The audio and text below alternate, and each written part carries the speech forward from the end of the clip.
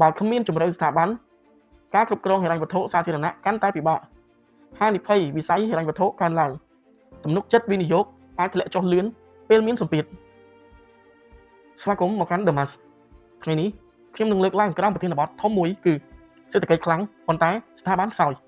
ដែលតាក់ទងទៅនឹងស្ថាប័នអភិបាលកិច្ចនិងភាពធន់នៃសេដ្ឋកិច្ចហើយខ្ញុំនឹងលម្អិតនៅក្នុងវីដេអូនេះសេដ្ឋកិច្ចកម្ពុជាបានបង្ហាញភាពធន់ក្នុងរយៈពេលប្រមាណឆ្នាំចុងក្រោយនេះមូលនិធិរូបិយប័ណ្ណវត្ថុអន្តរជាតិបានចាត់ថ្នាក់ថាស្ថានភាពម៉ាក្រូសេដ្ឋកិច្ចរបស់កម្ពុជាមានស្ថិរភាពធំទូលាយបំណុលសាធារណៈនៅក្នុងកម្រិតអាចគ្រប់គ្រងបានកំណើននៅតែបន្តធនាគារពិភពលោកនិងធនាគារអភិវឌ្ឍន៍អាស៊ីក៏ទទួលស្គាល់ការពង្រីកហេដ្ឋារចនាសម្ព័ន្ធនិងការស្ដារឡើងវិញនៃការនាំចេញផងដែរប៉ុន្តែស្ថិរភាពម៉ាក្រូគ្រាន់តែជាផ្នែកមួយនៃរឿងប៉ុណ្ណោះសំណួរជ្រាលជ្រៅគឺតើកម្លាំងស្ថាប័នកំពុងរីកចម្រើន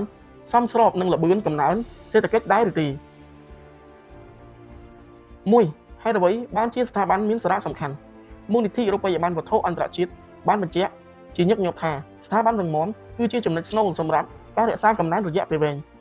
គុណភាពអភិបាលកិច្ចគឺជាការគោរពនីតិរដ្ឋនិងការអាចទស្សទាយបានបទបញ្ញត្តិ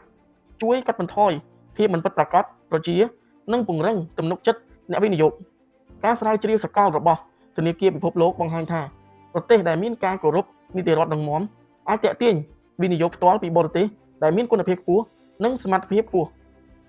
មិនមែនត្រឹមតែជាទុនខ្លីៗទេប៉ុន្តែជាការអភិវឌ្ឍឧស្សាហកម្មរយៈពេលវែង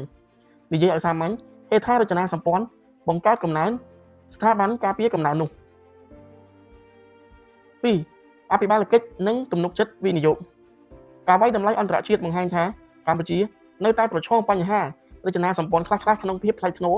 នៃបទបញ្ញត្តិនិងការអនុវត្តច្បាប់ដោយស្ថាប័នធនាគារអភិវឌ្ឍន៍អាស៊ី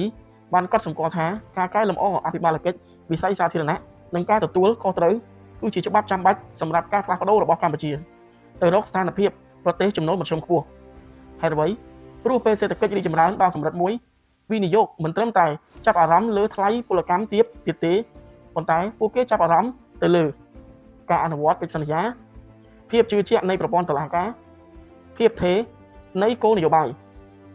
ភាពមិនពិតប្រាកដប្រជាបង្កើនថ្លៃហានិភ័យភាពអាចទូទាយបានបន្ថយថ្លៃខ្ចីប្រាក់ភាពច្បាស់លាស់នៃស្ថាប័នខ្លាយជាអត្ថប្រយោជន៍ប្រកួតប្រជែង3ភាពធន់សេដ្ឋកិច្ចក្រោមសម្ពាធកំណើន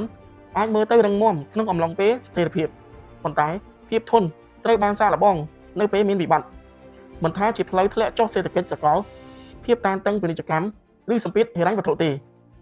មូលនិធិរូបិយប័ណ្ណវត្ថុអន្តរជាតិបានព្រមានជាសកលថារចនាសម្ព័ន្ធអភិបាលកិច្ចខ្សោយអាចបង្កើនភាពងាយរងហានិភ័យហិរញ្ញវត្ថុនិងភាពអស្ថិរភាពនៃលំហូរទុនក្នុងទីផ្សារកំពុងអភិវឌ្ឍបើគ្មានជំរឿស្ថាប័ន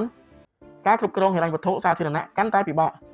ហានិភ័យវិស័យហិរញ្ញវត្ថុកើនឡើងទំនុកចិត្តវិនិយោគអាចធ្លាក់ចុះលឿនពេលមានសម្ពាធ4ភាពជាក់ស្ដែងយុទ្ធសាស្ត្រកម្ពុជាមិនស្ថិតក្នុងវិបត្តិទេប៉ុន្តែការអភិវឌ្ឍកំពុងចូលដល់ដំណាក់កាលស្មុគស្មាញជាងមុនដើម្បីជៀសវាងការជាប់គាំងក្នុងចំណូលមធ្យមធនាគារអភិវឌ្ឍន៍អាស៊ីបានលើកឡើងពីតម្រូវការដូចជាកំណែទម្រង់ស្ថាប័នការលើកកម្ពស់ផលិតភាពការពង្រឹងប្រព័ន្ធអភិបាលកិច្ចដំណាក់កាលបន្ទាប់នៃកំណើននិងអាស្រ័យតិចលើការពង្រីកសំណង់ប៉ុន្តែអាស្រ័យច្រើនលើភាពជឿជាក់នៃស្ថាប័នសេចក្តីសន្និដ្ឋានកម្ពុជាបានបង្កើតមូលដ្ឋានកំណើនមួយរឹងមាំសំណួរឥឡូវនេះតើស្ថាប័នរឹងមាំគ្រប់គ្រាន់ដើម្បីរក្សាកំណើននោះដែរឬទេក្នុងរយៈពេលវែងភាពធន់សេដ្ឋកិច្ចមិនត្រូវបានកំណត់ដោយ GDP ប៉ុណ្ណោះទេវាត្រូវបានកំណត់ដោយសមត្ថភាពអភិបាលកិច្ចសេដ្ឋកិច្ចខ្លាំងត្រូវការស្ថាប័នខ្លាំងបើគ្មានវាកំណើននៅតែបើកចំហចំពោះហានិភ័យនេះហើយគឺ The Mask ជួបគ្នានៅវីដេអូក្រោយ